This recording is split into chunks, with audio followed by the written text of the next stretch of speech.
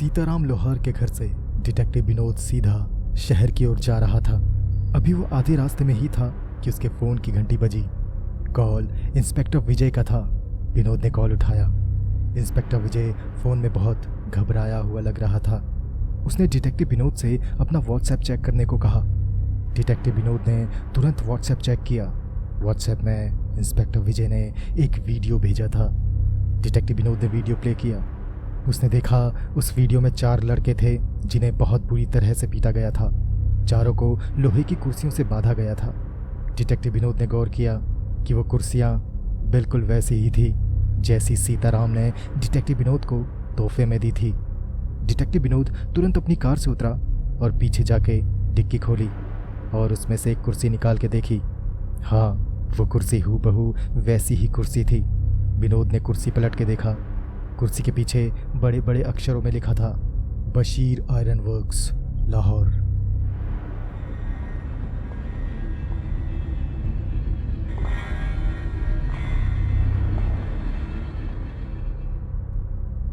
Detective Vinod पूरी रफ्तार से वापस सीताराम लोहार के गांव की तरफ जा रहा था।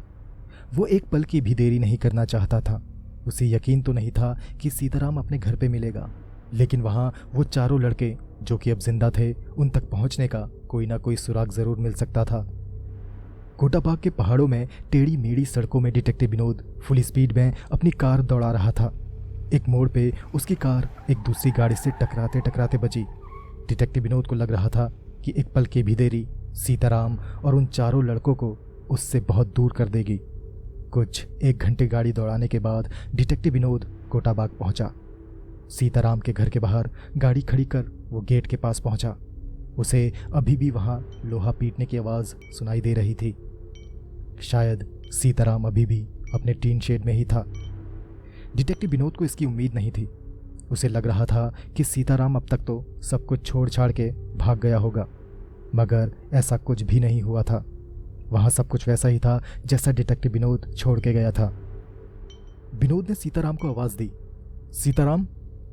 टीन शेड के अंदर से लोहा पीटने की आवाज़ बंद हुई और बाल्टी में से पानी लेकर हाथ धोने की आवाज़ आई और फिर टीन शेड के अंदर से चलते कदमों की आवाज़ शेड के बाहर आती सुनाई दी। डिटेक्टिव विनोद की नज़र टीन शेड के दरवाजे पे ही थी और फिर अपने गमछे से मुंह पोंछता हुआ सीताराम बाहर निकला। मगर 1 मिनट, वो सीताराम नहीं था।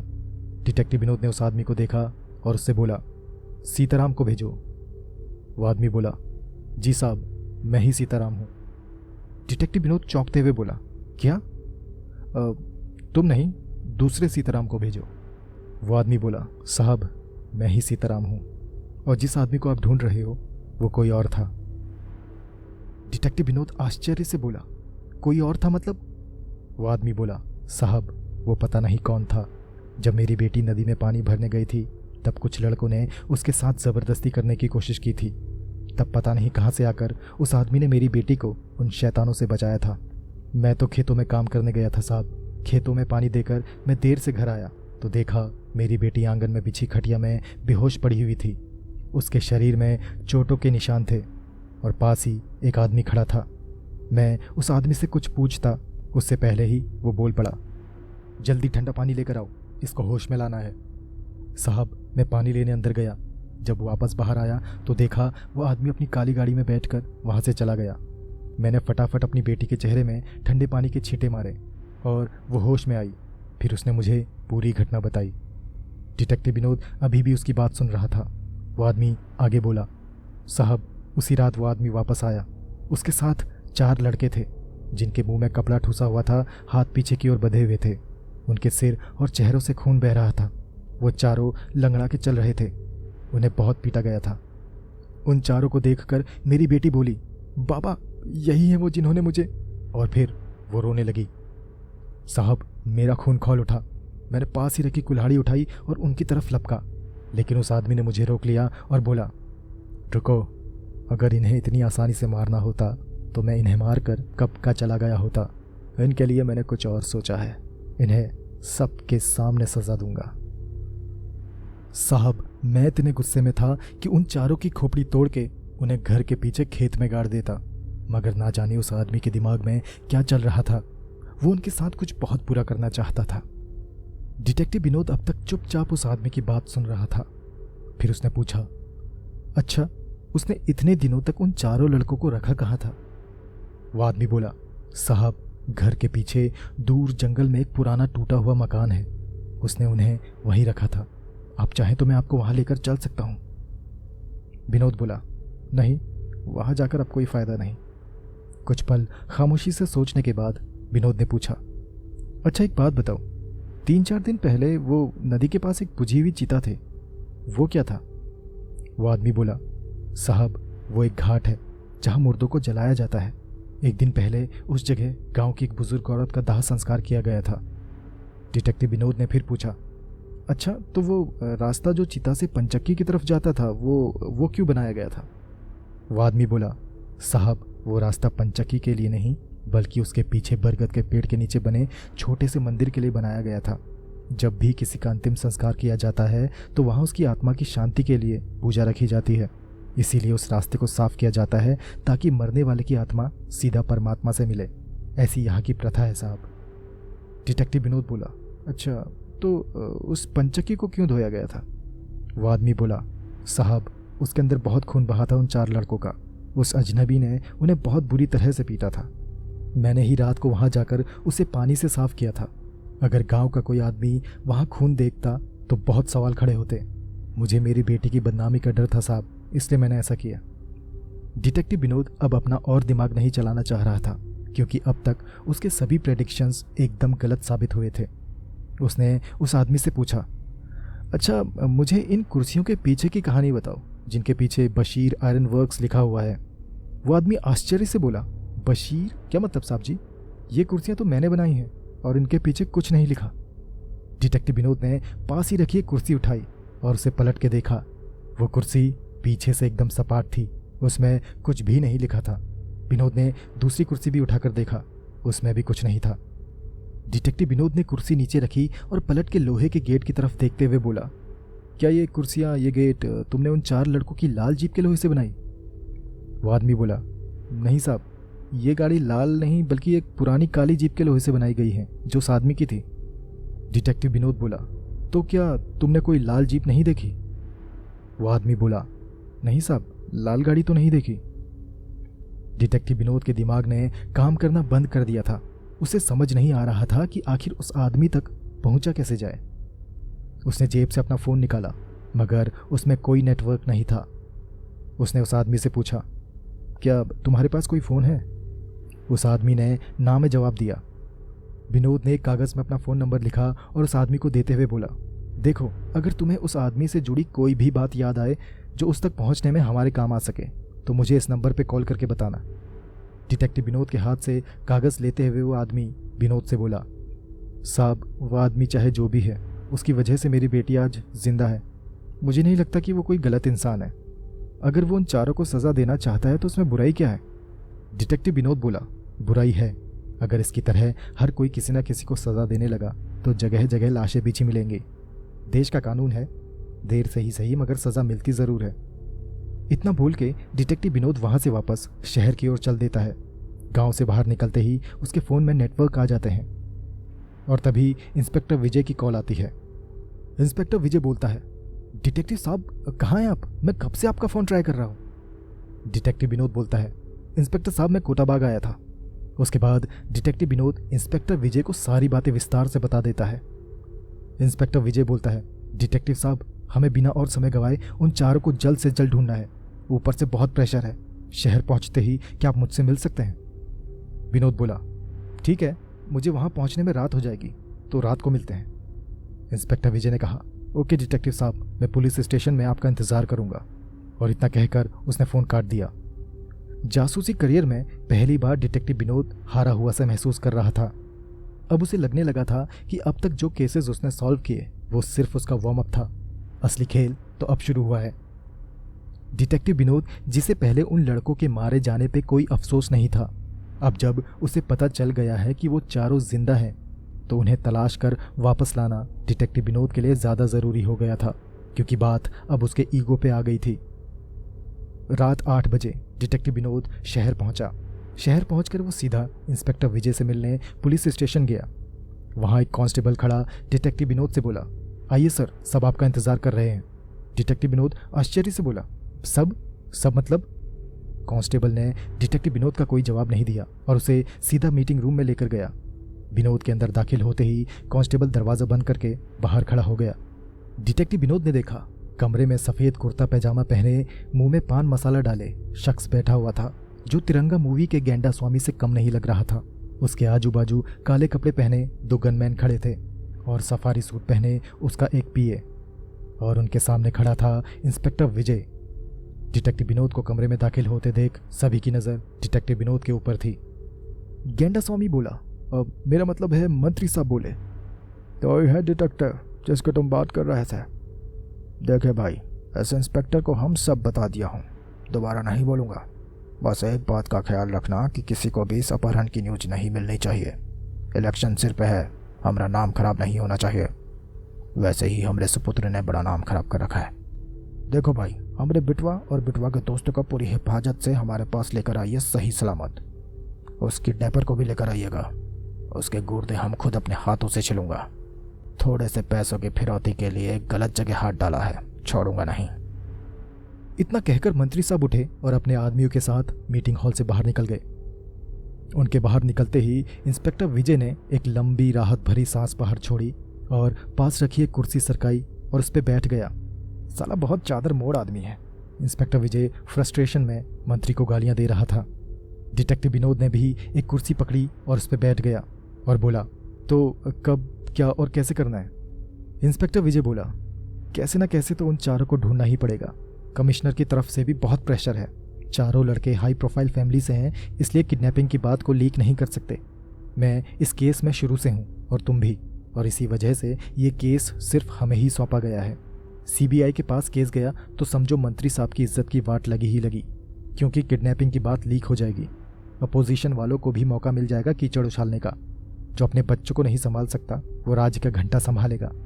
अच्छा होता कि सीताराम ने उन चारों को पहले ही मार दिया होता। पता नहीं उसने उनके लिए क्या सोच के रखा है।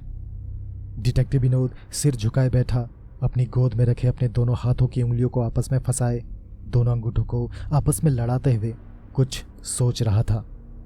इंस्पेक्टर विजय के चुप होते ही वो बोला, Bashir iron works, Lahore. Inspector Vijay ने आश्चर्य से विनोद की तरफ देखा और बोला, क्या? अब इसका क्या मतलब हुआ? डिटेक्टिव विनोद बोला, पहले मैं इसे सिर्फ एक एड्रेस समझ रहा था, लेकिन अब मुझे लगता है कि शायद ये कोई क्लू है जो सीताराम ने खुद मुझे दिया। इंस्पेक्टर विजय बोलता है, पर इसका क्या मतलब हो सकता है? बस यही तो पता लगाना है इंस्पेक्टर साहब। डिटेक्टिव विनोद बोलता है, बस एक चाय मिल जाए तो दिमाग काम करने लगे। इंस्पेक्टर विजय झट से कुर्सी से उठा और बोला, हाँ सही कहा, मेरा भी दिमाग तभी चलेगा। वो मीटिंग हॉल के दरवाजे पे गया और बाहर खड़े कांस्टेबल को कुछ बोलकर अंदर आकर वापस कुर्सी में बैठ गया। तब तक डिटेक्टिव विनोद टेबल में एक कागज़ पेन लिए कुछ लिख रहा था। उसमें बड़े बड़े कैपिटल लेटर्स में लिखा था, Bashir iron works, Lahore. Inspector Vijay बोला, अब क्या हमें पाकिस्तान जाना पड़ेगा? डिटेक्टिव विनोद ने इंस्पेक्टर विजय की आंखों में देखा और कुछ सोच कर बोला, नहीं, वो उन चारों को बंदी बनाकर बॉर्डर पार नहीं कर सकता। इंस्पेक्टर विजय बोला, तो ये 4 शब्दों का कुछ तो मतलब होगा। डिटेक्टिव विनोद ने जैसे ही इंस्पेक्टर विजय की ये बात सुनी, उसकी आंखों में चमक आ गई। वो बोला, यू आर राइट, 4 शब्द, 4 लड़के, ये जरूर एक क्लू है, एक कोड। तब तक कांस्टेबल टेबल में 2 चाय के गिलास रखकर बाहर चला गया। डिटेक्टिव विनोद ने एक ही घूंट में चाय का गिलास खाली किया और कागज में लिखे शब्दों को फिर से देखा और बोला, चारों लड़कों के क्या नाम बताए तुमने? इंस्पेक्टर विजय बोला, रोनी, वरुण, धवल और ऋषभ। डिटेक्टिव विनोद ने कागज में लिखे अल्फाबेट्स को रीअरेंज किया और पाया कि बशीर का मतलब ऋषभ था और आयरन का मतलब रोनी। मतलब इसमें सिर्फ 2 लड़कों के नाम हैं। शायद वो पहले उन 2 लड़कों के साथ कुछ करने वाला है। इंस्पेक्टर विजय बोला, तो बाकी के 2 शब्दों का क्या मतलब हो सकता है? वर्क्स और लाहौर में क्या क्लू है? डिटेक्टिव विनोद बोला, वर्क्स, लाहौर का भी कोई तो मतलब होगा। इन्हें भी घुमा फिराकर देखना पड़ेगा कि क्या मतलब निकलता है। कुछ पल सोचने के बाद वो बोला, हाँ 1 मिनट, आज मैं जिस असली सीताराम से मिलकर आ रहा हूँ वो बोल रहा था कि वो आदमी जिसने चारों को किडनैप किया है वो उन्हें सबके सामने मारना चाहता है। अब सबके सामने मारने का क्या मतलब हो सकता है? इंस्पेक्टर विजय बोला, हो सकता है वो सोशल मीडिया में लाइव आकर उन्हें सबके सामने मारे। डिटेक्टिव विनोद बोला, नहीं, वो ऐसा नहीं करेगा, क्योंकि एक तो इस तरह का कंटेंट बैन कर दिया जाता है और दूसरा उसे आसानी से ट्रेस भी किया जा सकता है। वो इंटरनेट का इस्तेमाल नहीं करेगा। इंस्पेक्टर विजय बोला, तो शायद ये 2 अगले शब्दों में उसकी अगली मूवमेंट का कोई क्लू मिल जाए।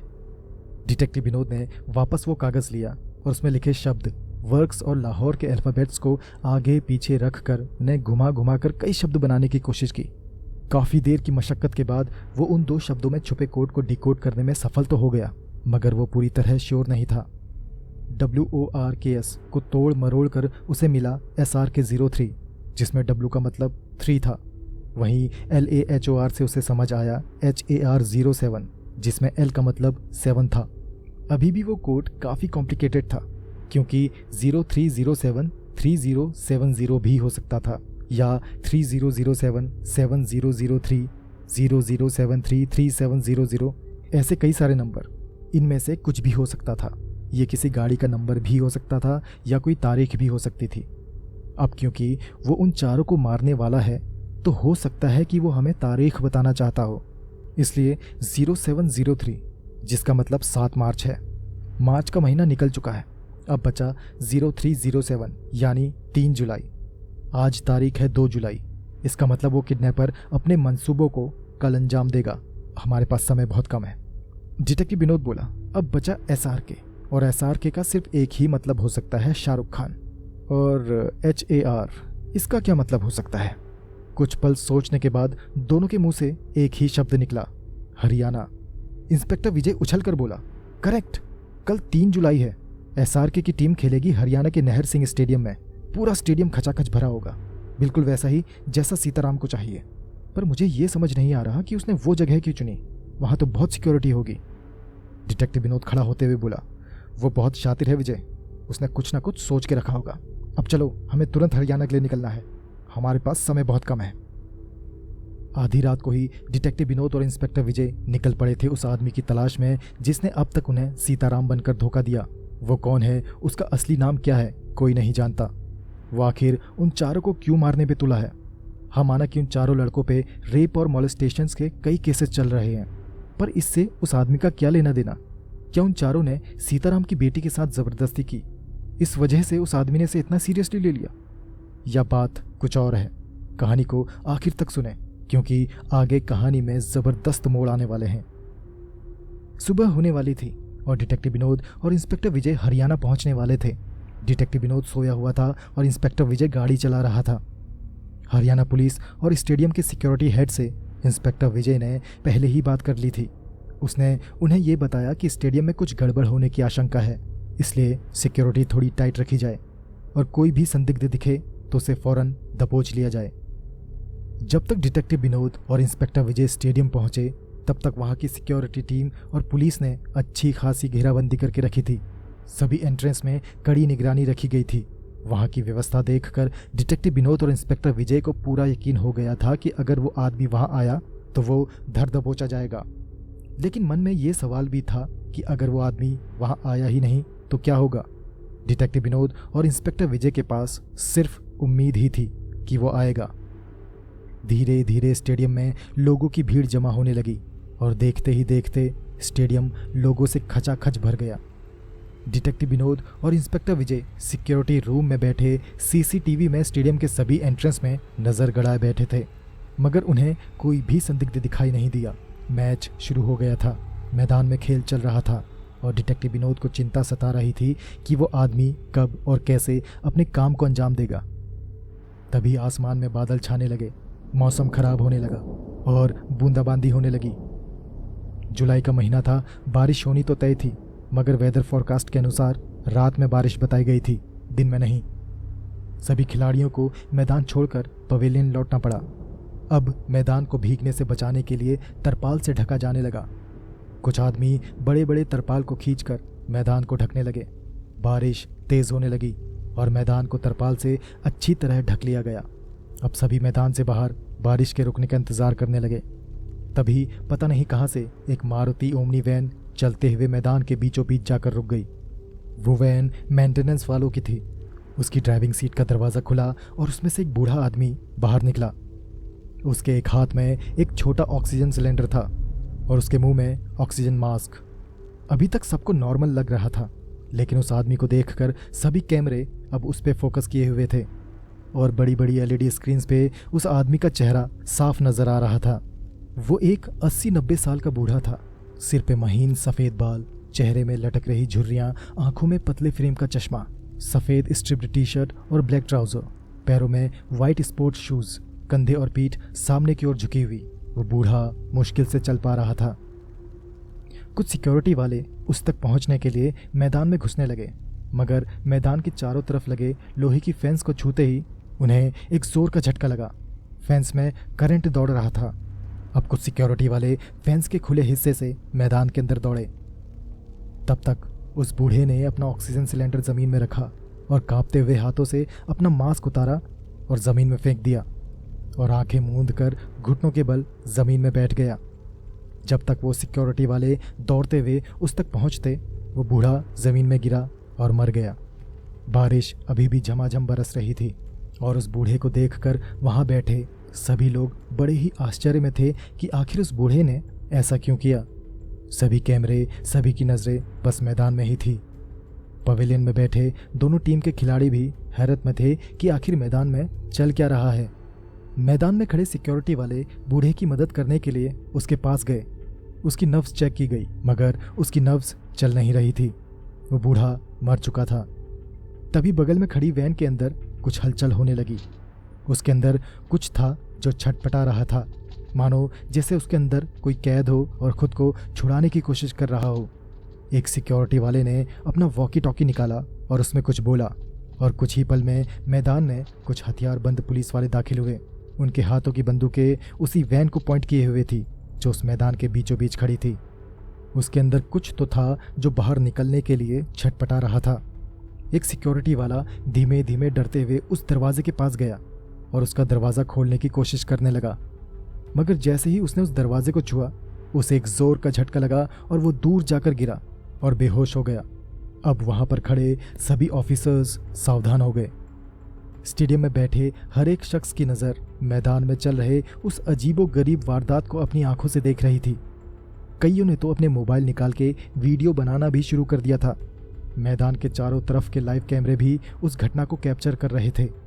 देश के हर एक न्यूज़ चैनल में उस घटना का लाइव प्रसारण चल रहा था। डिटेक्टिव विनोद और इंस्पेक्टर विजय को भी अब तक कुछ समझ नहीं आया कि आखिर वो बूढ़ा कौन था और जिसका वो इंतज़ार कर रहे थे, ये वो नहीं था। बारिश का पानी मैदान को पूरा गीला कर चुका था। मैदान में बिछे तरपाल में पानी जमा होने लगा था कि तभी उस भीगे मैदान में बिजली के झटके महसूस होने लगे। एक जोरदार करंट आया और मैदान में खड़े हर एक के शरीर को झंझोड़ के रख दिया और फिर करंट चला गया। बिजली का झटका इतना जोरदार था कि मैदान में खड़ा हर एक पुलिस वाला और सिक्योरिटी वाला दूर जा गिरा। कुछ पल के लिए सभी सुध खो बैठे थे। फिर उन्होंने खुद को संभाला और फिर से खड़े हो गए। उनके खड़े होते ही मैदान में फिर से बिजली के झटके आने लगे।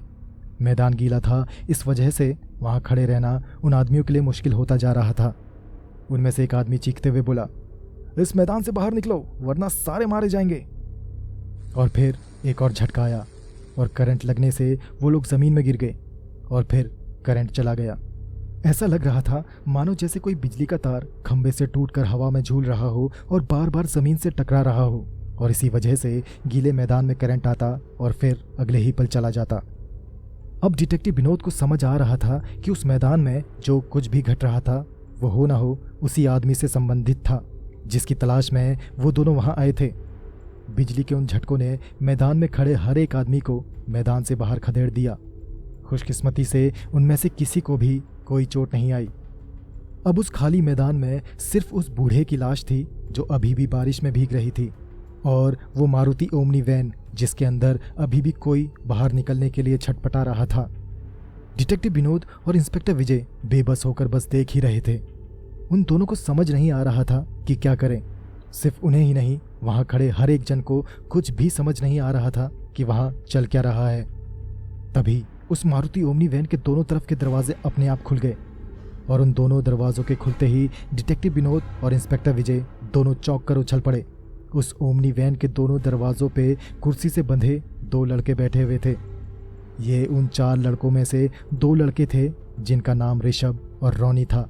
एक का मुंह दाईं तरफ वैन के दरवाजे से बाहर था, दूजे का मुंह बाईं तरफ दरवाजे से बाहर। दोनों को कुर्सी समेत पीठ के बल बांधा हुआ था। उनके मुंह में कपड़ा ठूसा हुआ था। उनके हाथ पैर कुर्सी से कसकर बांधे हुए थे। वो वही लोहे की कुर्सियां थी जिसे सीताराम लोहार ने बनाया था, और 2 लोहे की कुर्सियां डिटेक्टिव विनोद को भी उपहार में दी थी। मैदान में बिजली के झटके आ रहे थे, जिसकी वजह से उन दोनों लड़कों तक पहुंचना नामुमकिन था। जमीन से होकर तो उस वैन तक पहुंचा नहीं जा सकता था। अब एक ही रास्ता था कि हवा में लटक कर कोई उस वैन तक पहुंचे और उन दोनों लड़कों को वैन से बाहर निकाल लाए। डिटेक्टिव विनोद ने वहां की सिक्योरिटी हेड को कहा कि एक क्रेन की सहायता से उन 2 लड़कों को वहां से रेस्क्यू किया जा सकता है। कुछ ही देर में स्टेडियम के बाहर खड़ी क्रेन की मदद से एक पुलिस वाला लटक कर वैन तक जाने लगा। हवा में लटका वो पुलिस वाला वैन के करीब पहुंचा।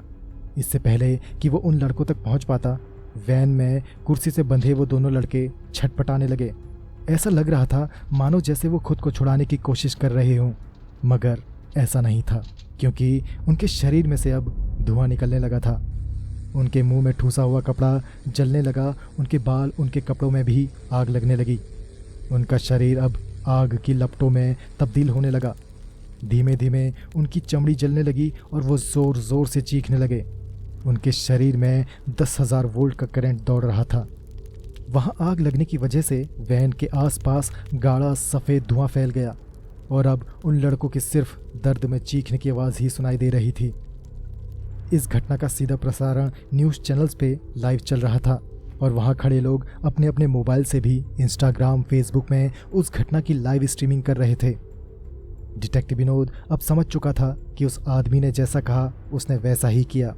उसने कहा था वो उन चारों को सबके सामने सज़ा देगा ताकि उनकी मौत बाकियों के लिए सबक बन जाए।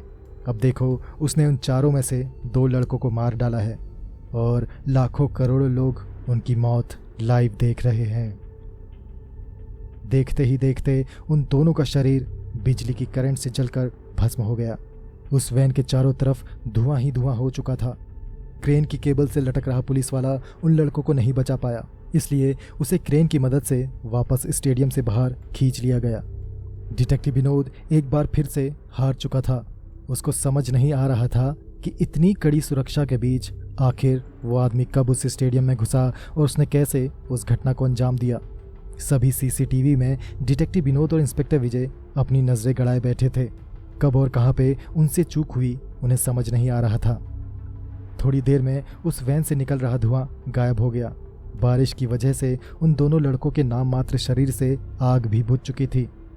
शरीर के नाम पे उस वैन के अंदर रखी लोहे की कुर्सियों से बंधे 2 अधजले कंकाल थे। सभी की नज़र उन्हीं पे टिकी थी, क्योंकि ऐसा भयानक नज़ारा आज तक किसी ने अपनी आंखों के सामने नहीं देखा था। वो नज़ारा बिल्कुल किसी हॉलीवुड की हॉरर थ्रिलर फिल्म जैसा था। मैदान के बाहर सीटिंग एरिया में बैठा डिटेक्टिव विनोद सिर झुकाए अपनी हार का अफसोस कर रहा था। उसके बगल में खड़ा इंस्पेक्टर विजय भी किसी हारे हुए सिपाही की तरह उदासीन आंखों से बस मैदान को ही देख रहा था। तभी इंस्पेक्टर विजय ने गौर किया कि जो बूढ़ा आदमी थोड़ी देर पहले वैन के पास मरा पड़ा था, उसका चेहरा सामने की तरफ था, लेकिन अभी उसका चेहरा दूसरी तरफ है, मानो जैसे उसकी लाश ने करवट बदल ली हो। ऐसा कैसे हो सकता है? इंस्पेक्टर विजय ने डिटेक्टिव विनोद के कंधे में हाथ रखा। विनोद ने सिर उठाकर विजय को देखा। विजय ने मैदान की ओर उंगली करते हुए कहा, ये वो बूढ़ा आदमी नहीं है जो थोड़ी देर पहले वहां पे था। विनोद ने भी मैदान की तरफ देखा। वैन के पास गिरा हुआ आदमी सच में अलग लग रहा था। विनोद झट से सीटिंग एरिया से भागते हुए मैदान में कूद गया। बारिश भी थम चुकी थी। उसको यकीन था कि मैदान में अब कोई करंट नहीं होगा, और हाँ, उसका अंदाज़ा सही था। उसके पीछे पीछे इंस्पेक्टर विजय भी मैदान में कूद गया। उन्हें देखकर पुलिस वाले और सिक्योरिटी वाले भी उनके पीछे पीछे भागते हुए वैन के पास पहुंचे। डिटेक्टिव विनोद ने उस बूढ़े आदमी के पास जाकर देखा, और जो देखा वो देखकर उसे यकीन हो गया था कि जिस आदमी को पकड़ने के लिए वो वहां आए थे वो कोई मामूली आदमी नहीं, वो एक बेहद ही इंटेलिजेंट क्रिमिनल है। डिटेक्टिव विनोद, इंस्पेक्टर विजय और बाकी लोगों की आंखों के सामने जमीन में बूढ़े आदमी का मास्क लगाए एक आदमी गिरा हुआ था। उसने वही कपड़े पहने हुए थे जो उस बूढ़े ने पहने हुए थे। विनोद ने उसके चेहरे से मास्क हटाया और मास्क के हटते ही मैदान में खड़े सभी आदमी चौंक पड़े। ये वही पुलिस वाला था जो क्रेन से लटक कर उस वैन तक गया था। उसके वहां पहुंचते ही उन लड़कों में आग लग गई थी और चारों तरफ धुआं ही धुआं हो गया था। डिटेक्टिव विनोद समझ चुका था कि उसी धुएं की आड़ में सीताराम ने अपनी जगह पुलिस वाले को रखा और पुलिस वाले की जगह क्रेन से खुद लटक गया, और जब क्रेन वापस खींची गई तो वो वहां से निकल भागा। तभी जमीन में गिरा वो पुलिस वाला होश में आया। वो सिर्फ बेहोश था। होश में आते ही वो बोला, सर वो बूढ़ा आदमी मरा नहीं था, वो सिर्फ नाटक कर रहा था। उसने मुझ पे हमला किया और मैं बेहोश हो गया, और मेरे बेहोश होने से पहले वो मेरे कान में कुछ कह रहा था सर। इंस्पेक्टर विजय बोला, बताओ क्या कहा उसने? वो पुलिस वाला थोड़ा सोचकर बोला, सर उसने कहा था 2 से भले 3। इंस्पेक्टर विजय मन ही मन सोच रहा था कि 2 से भले 3 का मतलब क्या हो सकता है। डिटेक्टिव विनोद तब तक उस वैन के आसपास चक्कर लगाकर देख रहा था कि आखिर उस आदमी ने वो सब किया कैसे। उसने गौर किया कि उस ओमनी वैन के फ्रंट राइट डोर से एक तार नीचे लटका हुआ था और तरपाल के अंदर घुसा हुआ था। डिटेक्टिव विनोद ने तरपाल को उठाकर देखा। तरपाल के नीचे एक मोटी काली बिजली की तार थी। विनोद समझ चुका था कि जब बारिश हुई और तरपाल से ग्राउंड को ढका जाने लगा, तभी तरपाल के नीचे से उस बिजली की तार को भी वहां तक लाया गया। फिर वो बूढ़ा उस ओमनी वैन को लेकर उसी जगह में गया जहां उस तार का आखिरी छोर था, और फिर वैन से नीचे उतरते वक्त उसने उस तार को वैन से जोड़ दिया और बाहर जाकर ऑक्सीजन सिलेंडर और मास्क फेंक कर मरने का नाटक किया। डिटेक्टिव विनोद ने पास में गिरे ऑक्सीजन सिलेंडर को उठाया, उसे अच्छे से देखा और फिर उसने उसका नॉब दबाया। नॉब दबाते ही उस सिलेंडर में से एक गाढ़ा सफ़ेद धुआं निकलने लगा। ये देखकर विनोद की हंसी छूट गई। उसे अब खुद पे हंसी आ रही थी कि वो खुद को डिटेक्टिव समझकर खुद पे बड़ा गुरूर किया करता था कि उसकी सोच, उसका नज़रिया, उसकी अक्ल बाकियों से अलग है और बेहतर है। मगर वो आदमी जिसे वो सिर्फ शातिर मुजरिम समझकर उसे पकड़ने वहाँ आए थे, वो शातिर नहीं, शातिरों का भी बाप था। उसकी सोच हमारी सोच से कई कदम आगे थी। जब वो लड़के करंट से मर रहे थे, तब उस आदमी ने उस सिलेंडर की नॉब दबाकर उस वैन के आसपास धुआं ही धुआं कर दिया, और फिर उस धुएं की आड़ में उसने क्रेन से लटक रहे पुलिस वाले को बेहोश किया और खुद क्रेन से लटक कर वहाँ से फरार हो गया। अब आप सोच रहे होंगे कि वो आदमी बूढ़े के गेटअप में जब उस मैदान में गिरा हुआ था तब उसे करंट क्यों नहीं लगा, जबकि वहाँ खड़े सभी को बिजली के झटके महसूस हो रहे थे। तो मैं आपको बता दूं, जब डिटेक्टिव विनोद ने उस बूढ़े आदमी का मास्क हाथ में उठाकर देखा तो पता चला कि वो मोटे रबर से बना मास्क था। इसका मतलब ये कि उस आदमी ने सिर्फ मास्क नहीं पहना था, बल्कि पूरे शरीर को रबर सूट से ढका था और उसके ऊपर कपड़े पहने थे, और इसी वजह से उसे करंट नहीं लगा। और गीले मैदान में बिजली के सिर्फ हल्के फुल्के झटके थे, वो भी सिर्फ उन पुलिस वालों और सिक्योरिटी वालों को वहाँ से भगाने के लिए। और ऑटोमेशन के इस दौर में जब आप अपने मोबाइल से अपने कमरे में जल रहे बल्ब का कलर चेंज कर सकते हैं, तो मारुति वैन के दरवाजे का अपने आप खुलना कौन सी बड़ी बात है। कुछ ही देर में मैदान में एक एम्बुलेंस आई और उन दोनों लड़कों की जली हुई लाश को स्ट्रेचर में रखा गया। डिटेक्टिव विनोद उन लाशों के पास आया। उन दोनों लड़कों की लाशें पहचानने लायक नहीं थी। उन्हें देखकर विनोद मन ही मन यही सोच रहा था कि इन दो को उसने इतनी बेरहमी से मारा, न जाने बचे हुए 2 लड़कों को वो किस तरह मारेगा। एम्बुलेंस उन दोनों लाशों को लेकर मॉर्चरी चली गई। उसी क्रेन की मदद से मैदान के बीच खड़ी उस मारुति ओमनी वैन को हवा में उठाकर स्टेडियम से बाहर रखा जाने लगा। मैच तो रद्द हो ही चुका था, इसलिए दोनों क्रिकेट टीम भी वहां से अपने होटल जा चुकी थी। मैच देखने आए आधे लोग अपने घरों को जा चुके थे और कुछ जा रहे थे, और कुछ अभी भी खड़े वहां चल रही कार्रवाई को देख रहे थे। विनोद ने नजरें घुमाकर इंस्पेक्टर विजय को ढूंढा। इंस्पेक्टर विजय थोड़ी दूरी पे खड़ा किसी से फ़ोन पे बात कर रहा था और परेशान दिख रहा था। डिटेक्टिव विनोद इंस्पेक्टर विजय के पास गया। विजय फ़ोन में बोल रहा था, पर सर मेरी बात तो सुनिए, हमने पूरी कोशिश की। इतने में दूसरी तरफ से फ़ोन कट गया। डिटेक्टिव विनोद इंस्पेक्टर विजय से बोला, गेंडा स्वामी की कॉल थी क्या? विजय बोला, हाँ यार, साला सस्पेंड करवाने की धमकी दे रहा है। विनोद ने मुस्कुराते हुए इंस्पेक्टर विजय के कंधे पे हाथ रखा और मैदान से बाहर निकलते हुए बोला, अच्छा एक बात बताओ, हमने इतना दिमाग लगाया, इतनी कोशिश की, उसकी पूंछ से होकर उसकी मूंछ तक भी पहुंच गए, बस उसका गला दबोचना बाकी था और वो हाथ से निकल गया। कैसा लग रहा है तुम्हें?